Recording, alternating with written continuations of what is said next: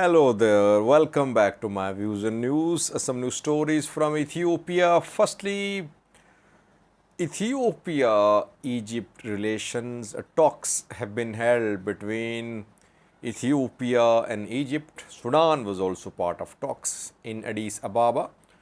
Talks were held, and after that, it seems Egypt is not happy. Egyptian minister and Ethiopian representative spoke about what happened at the talks. Secondly, Shewa Robit, because we know that Fano fighters re-entered Shewa Robit 3 to 4 days ago. After that, things went quite in Shewa Robit. So, what is the situation now in Shewa Robit? Is Fano still in control of parts of Shewa Robit? What is the situation along the road, Shewa Robit to Dassi, Shewa Robit to Debre Birhan Road? Thirdly, Motta Gojjam. Fano fighters entered Motta yesterday reportedly. Now we have an update for you about Fano's entry in Motta. Firstly, viewers, Ethiopia and Egypt have been locked into a dispute over Grand Ethiopian Renaissance Dam. The dam, its fourth filling has been completed by Ethiopia a few days ago, more than 90% complete. Ethiopia has been questioning the construction of dam. Egypt and Sudan have been raising questions about the construction of the dam since day one. Several rounds of talks have been held. African Union mediated, some African countries mediated. We saw statements from Arab League, European Union, US. Despite all the calls for negotiations, no agreement could be reached between Ethiopia, Egypt and Sudan. Both Egypt and Sudan are downstream river Nile countries. They want a legally binding agreement. They want Ethiopia agree to they want Ethiopia to sign a legally binding agreement, and they want future assurances that Ethiopia won't build more dams on River Nile. A few weeks ago, the three sides held meetings in Cairo, Egypt. Egyptian, Sudanese, Ethiopian delegation met there. That round went well. And after it was announced that second round of talks would be held in Addis Ababa. So 3 to 4 days ago, talks started in Addis Ababa between Ethiopian, Egyptian and Sudanese representatives over GERD. From Ethiopia, Selassie Bekele attended these talks. Talks have been concluded, but Egypt is not happy with the outcome of the talks. Egyptian Minister of Water and Irrigation is accusing Ethiopia that Ethiopia is backing down from some points on which Ethiopia agreed in recent sessions between the two sides. Ethiopia is not showing any flexibility, claims Egyptian Minister of Water and Irrigation.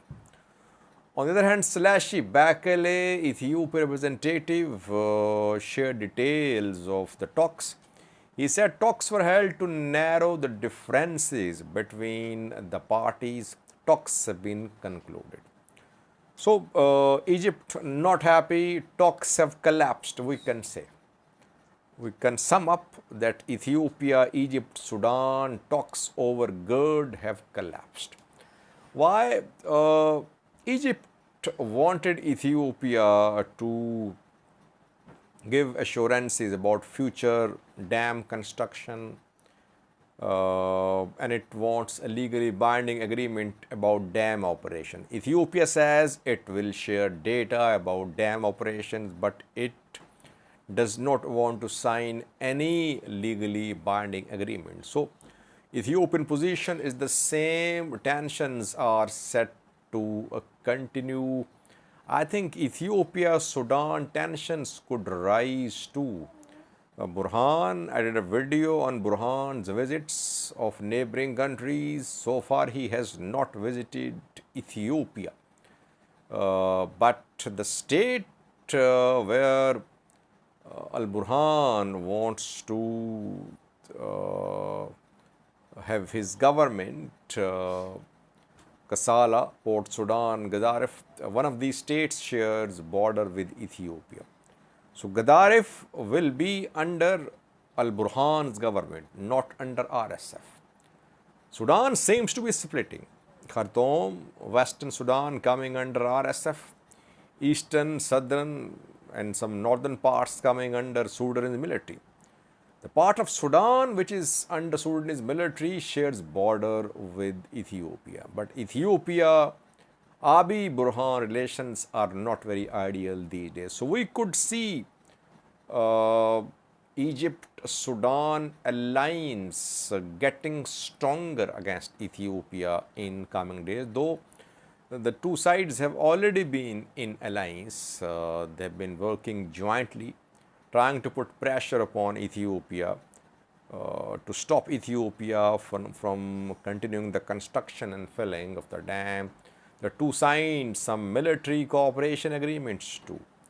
Secondly, viewers, the Shewa Robit, North Shore zone of the Amhara region. What is the latest situation in Shewa Robit?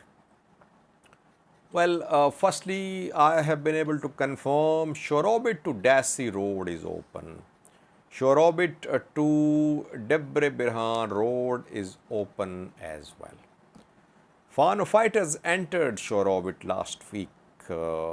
We confirmed their entry in Shewa Robit, though there was curfew in Shewa Robit imposed by military. Despite the imposition of curfew, Fano fighters managed to make it into Shewa Robit. And military was there too. One part of Shewa Robit was under Fano control, other was under military control. Now when traffic movement is resuming, it seems that Fano fighters have retreated from Shewa Robit. There was no large-scale fighting in Shewa Robit yesterday or day before yesterday. I could not contact sources there, but keeping in view the resumption of traffic movement and some activities in Shewa Robit, it seems Fano fighters have retreated from Shewa Robit.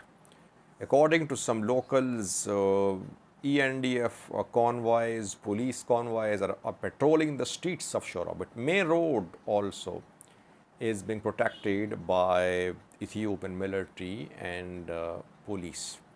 It seems Fano fighters have retreated from Shewa Robit. Thirdly, Gojjam, East, West Gojjam zones have been the most destabilized zones in the Amhara region. Active fighting here, fighting in one city today, tomorrow it will be another city. We have seen urban combat in Debre Morkos, in Emmanuel, Dumbicha, Digadimod, Finote Silam, Motta.